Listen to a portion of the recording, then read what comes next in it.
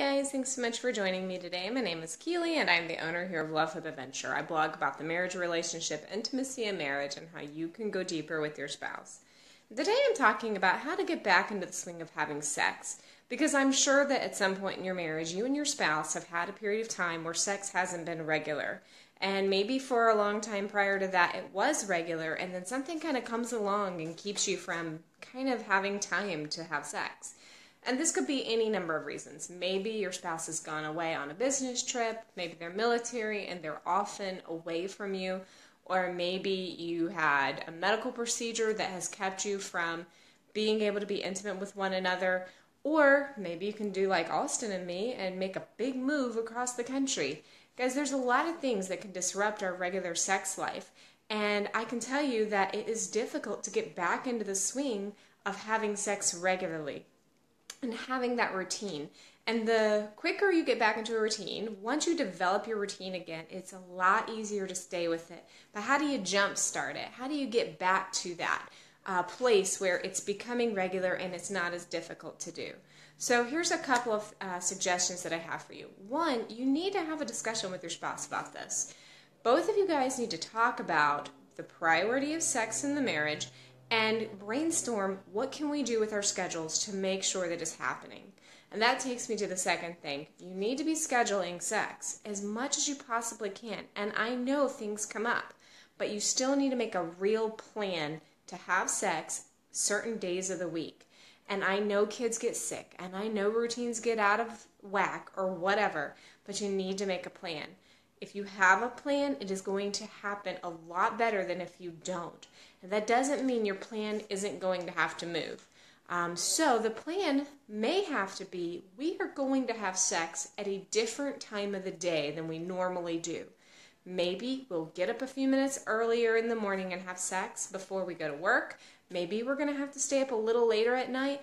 Maybe we're going to rendezvous in the middle of the day when both of us get home from work, before we cook supper or right after we cook supper, or whatever the case may be. Now, I know some of you guys are saying, but I have kids and I can't have sex right when I get home from work or first thing in the morning because they're in my bed or whatever. Here's a couple of words of encouragement to you about that. It's okay to have sex when your kids are awake. It's going to happen. In fact, as they become teenagers, you're going to have sex often when they're awake. So go ahead and get yourself comfortable with the fact that you can have sex while they're not asleep. What do you do if you have a child that needs to be cared for? Maybe they aren't able to take care of themselves on their own, and so how do you entertain kids while you're having sex and they're awake? You're going to have to get creative on this. There was a period of time when Austin and I would let our kids watch a show or play a video game, something that we knew was going to entertain them. And I know if you've got a younger child who's not into that yet, then you put them in their crib. If they're crawling out of cribs, then you have to figure out how you're going to keep them in a place that's safe. And guys, it's okay if your kids cry. It absolutely is. And this is the same thing that I shared with someone who asked me how they get a shower when they have an 8-month-old. It's the same thing, guys. I know it can be difficult to really focus on intimacy when you've got a child in another room crying, and so obviously that would kill the mood, but you should at least try. Come up with some solutions of where can I put my kids, where can they be safe while my husband or my wife and I escape. And it's going to mean that you're going to have to do things a little bit differently. It might not mean that you're having sex at the time that you are typically having it, but you're both coming up with some ideas and a plan of how to be together while the kids are awake or while whatever it is that you have to do. So the other thing that I suggest to you is to have sex as many days in a row as you can. And I think that the more you have sex, the more you want to have sex, the easier it becomes, and then your routine is going to kind of even out after that.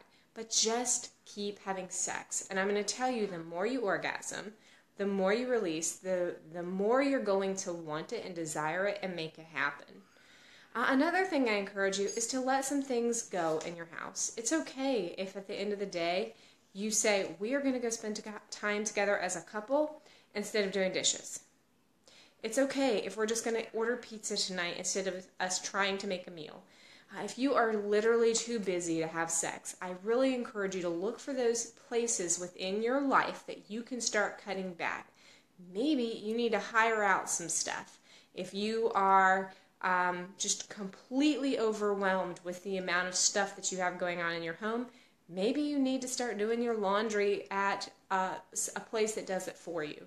Or maybe you need to bring someone in to help take care of your kids for a few hours a week so that you get the ability to catch up on the stuff you need to catch up on.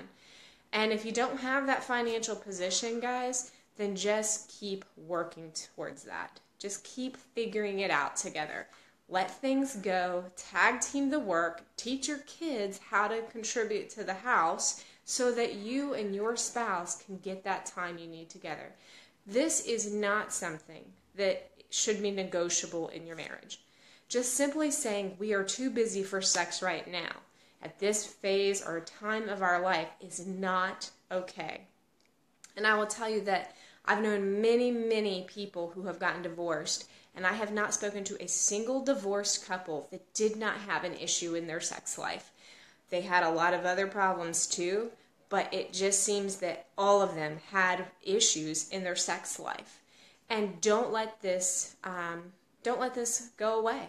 Maybe you have a spouse who is a gatekeeper who isn't desiring to have sex with you. Keep at them. Just keep working with them. Get to the root cause. What's the root of the problem? Are you not feeling physical pleasure when we're having sex? Are you just insanely exhausted? What can I do to take some of the pressure and the stress off of you? How can I help you get ready? And just keep after them.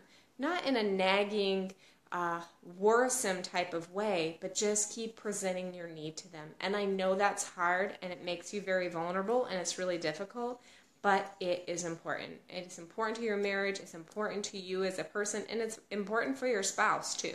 Because guys, sex is for both of you.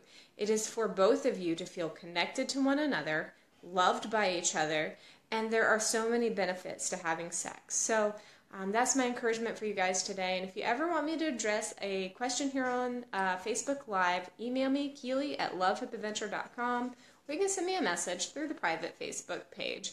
I will chat with you guys tomorrow. I hope you have a fabulous weekend.